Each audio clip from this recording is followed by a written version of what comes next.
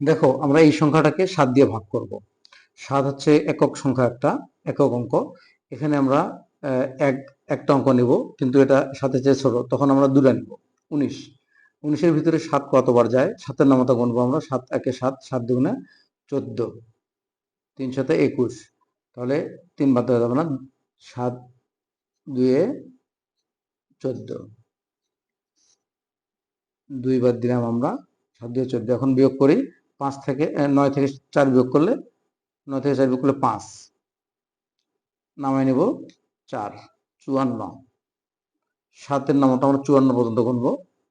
7 আসতে 56, ঠিক আছে? তাহলে আমরা কি করে, 7 7 49, 7 বাদ দিব, 7 7 49। আচ্ছা, এখন বিয়োগ করি আমরা। 14 থেকে 9 বিয়োগ করলে, 14 থেকে 9 বিয়োগ করলে কত হবে? 14 থেকে 9 বিয়োগ করলে হচ্ছে 5, 5 না? 5।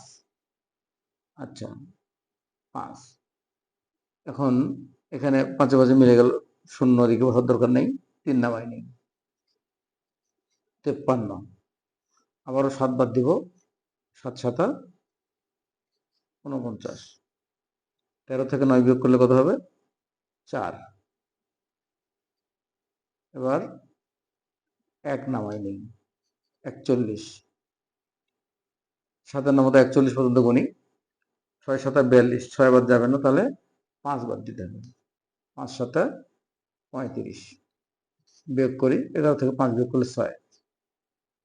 ঠিক আছে? এটা হচ্ছে ভাগশেষ এবং এটা ভাগফল।